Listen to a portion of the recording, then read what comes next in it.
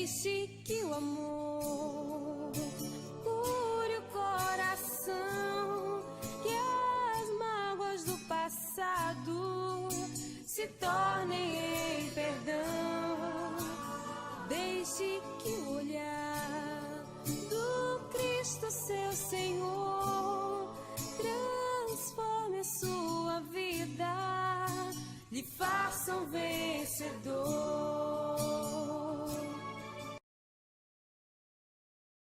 Ela começou bebendo socialmente e socialmente foi alimentando dentro dela essa dependência do álcool, porque o álcool é ingrato, né? As pessoas às vezes estão achando que esse ato social de você tomar uma cerveja aqui e ali, que isso pode parecer inofensivo, mas com o tempo isso vai gerando uma dependência, e aqui ela chamou de uma espécie de sequestro, né, que o álcool fez na vida dela. E ela estava me dizendo assim: querido padre, tenho vivido esse desafio de não me sequestrar, cada vez que passo na porta de um bar. Meu avô materno teve problemas com o alcoolismo, meu avô paterno, que eu nem conheci, também, e meu pai bebia muito quando solteiro. Não cresci vendo meu pai beber. Quem me apresentou ao primeiro copo de cerveja nas festas foi um namorado. Ele não foi o meu primeiro amor, porém, aquele morreu de aneurisma quando tudo ainda era um sonho. Este era um homem mais velho, separado, passando por problemas de ordem sexual. E eu, com 20 e poucos anos, não sabia nada sobre a vida. No bar, com os amigos que ele me apresentou, eu bebia para esquecer da culpa de me sentir uma prostituta. Era exatamente assim como eu me sentia pela criação que tive. E não tinha coragem de ir para casa cedo e olhar para os meus pais. O álcool me ajudava a chegar tarde e entorpecida. Na época, padre, eu sabia da escola que trabalhava, eu saía da escola que trabalhava por volta das 5 horas. E só chegava em casa por volta de 1 da manhã. Foi minha primeira fuga de mim, meu primeiro sequestro. Melhorei depois, mas nunca saí de verdade.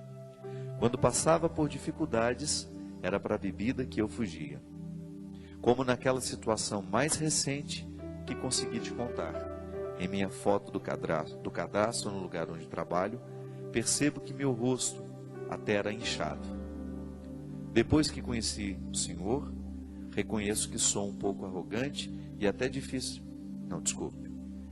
Depois que conheci o Senhor, apesar de ser um pouco arrogante e ter dificuldade de ser ajudada, comecei a viver um processo de mudança.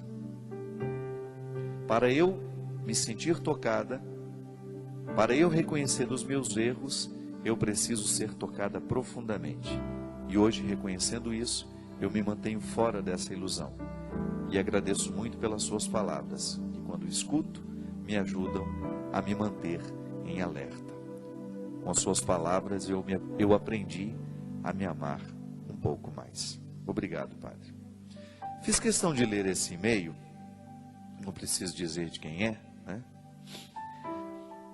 Porque ela primeiro ela faz um retrospecto de como é que o álcool entrou na vida dela, e como é que ela reconheceu isso, uma espécie de sequestro.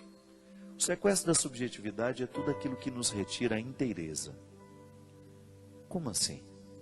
Eu preciso ser inteiro para ser eu mesmo. E ser inteiro é muito difícil, porque o tempo todo eu tenho experiências em que eu saio de mim, mas nem sempre eu costumo voltar. Não é assim? Por exemplo, a experiência da generosidade. Eu ser generoso com o outro é, de alguma maneira, eu sair de mim. Mas para eu sair de mim, eu preciso, antes de tudo, estar em mim.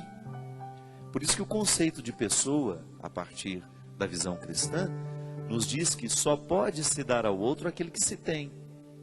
Então, para eu amar, eu preciso, antes de tudo, me amar também. Eu preciso ter um zelo comigo. Porque, ao ser zeloso comigo, eu terei facilidade de zelar alguém, ou até mesmo de passar pela experiência do zelo com o outro na vida do outro. Agora, se eu não consigo me amar, se eu não consigo cuidar de mim, dificilmente eu vou cuidar do outro. Mesmo porque o processo de destruição, às vezes, ele se dá assim, nessa solidariedade pavorosa, né? Eu não me cuido, então eu vou convencer o outro a não se cuidar também. Eu uso drogas, eu me prostituo, então eu vou fazer de tudo para que o outro use drogas e se prostitua também. Veja bem que essa é uma maneira muito estranha de sair de si e de destruir o território do outro com as minhas interferências. E é natural que na vida a gente sofra essas influências o tempo todo.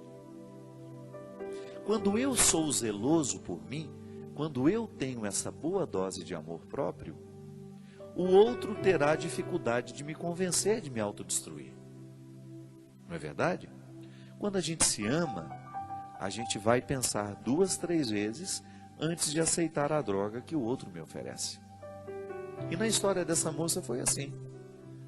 Primeiramente, um relacionamento de namorado, que deve não ter sido positivo, que desencadeou justamente no vício. A experiência com o namorado, o que ela herdou desse relacionamento? O álcool, socializado. Começou a beber ao lado do namorado, e daqui a pouco aquilo se avolumou tanto dentro dela, que ela perdeu essa pertença. Hoje ela fala em estado de alerta. Um estado de alerta para ajudar a identificar o momento em que ela vai voltar a perder essa pertença. E minha gente, quem um dia foi sequestrado, quem um dia passou pela experiência do sequestro da subjetividade, vai ter que pagar o resgate o resto da vida. Porque esse é um preço alto que a gente precisa pagar. Ser dono de si é um preço bastante alto. Nós vamos ter que pagar esse preço o tempo todo, com a nossa autenticidade, com a nossa luta, com o nosso empenho. Ninguém é dono de si da noite para o dia. Da mesma maneira como a gente também não se perde de nós. A gente não se perde de nós da noite para o dia. Aos poucos, nós vamos deliberando, nós vamos permitindo.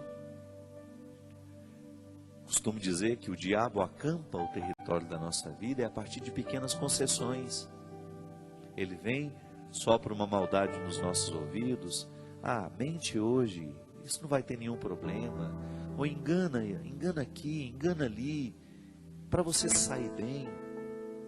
Seja infiel, a fidelidade é uma bobagem.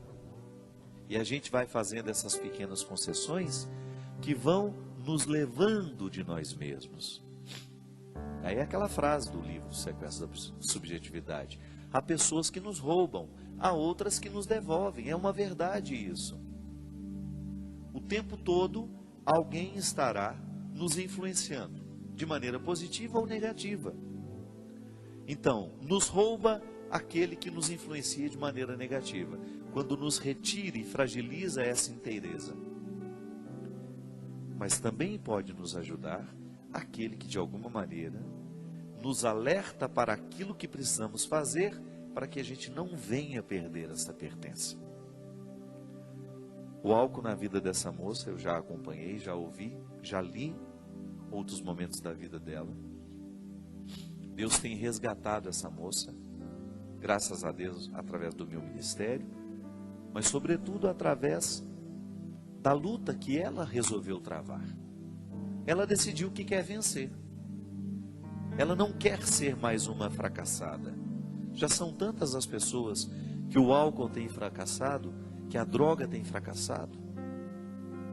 Aliás, nessa semana lá em Belo Horizonte, na tarde de autógrafos do livro Tempo de Esperas, uma senhora de 67 anos me abraçou.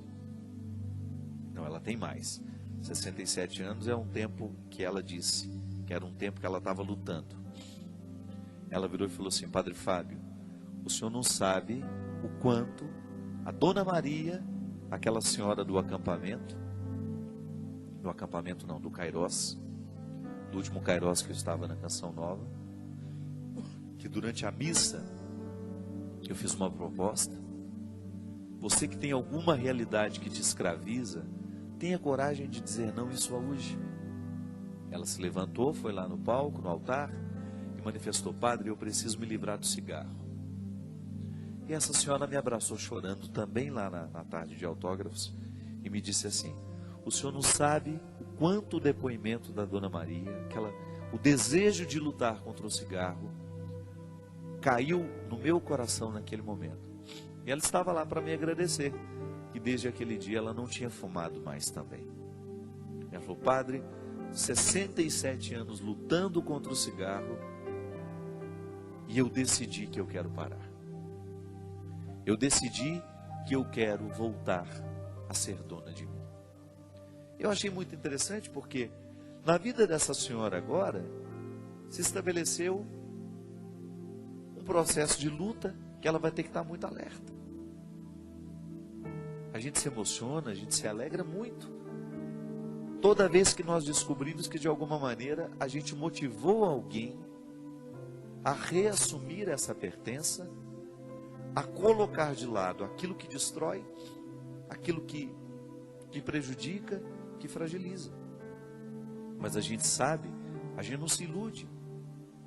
A mudança na vida dessas pessoas só será possível à medida em que elas assumirem no dia a dia a parte que lhes cabe nessa luta.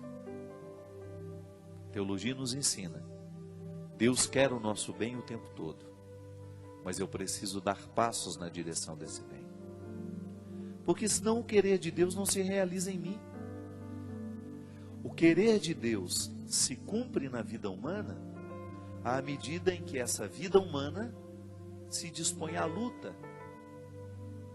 à medida em que essa vida humana caminha na direção deste bem que Deus quer.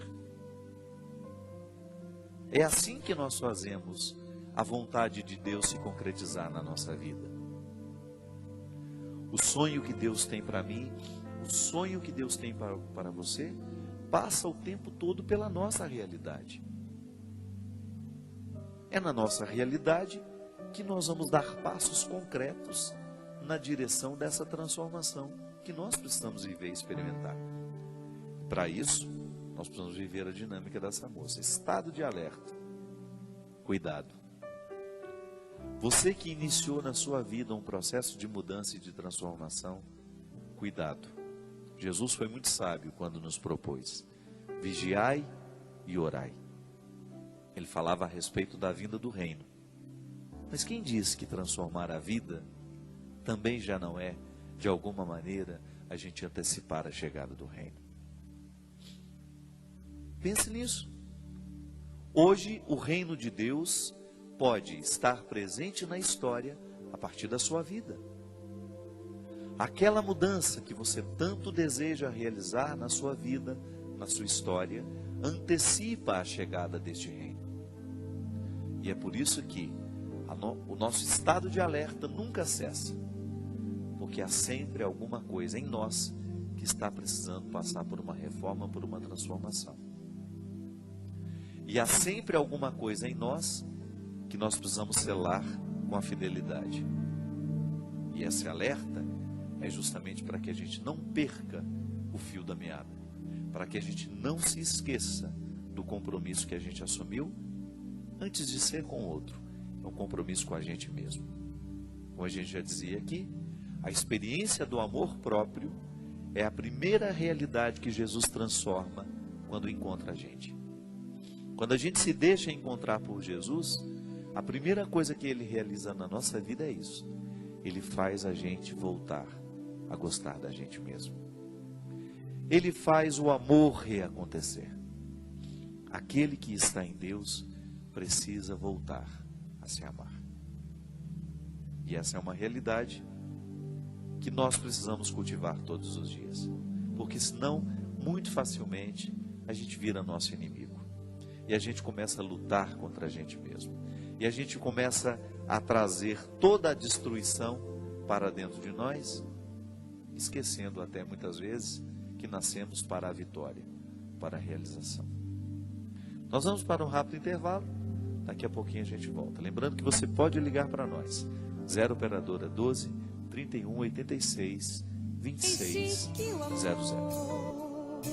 Cure o coração, que as mágoas do passado se tornem em perdão.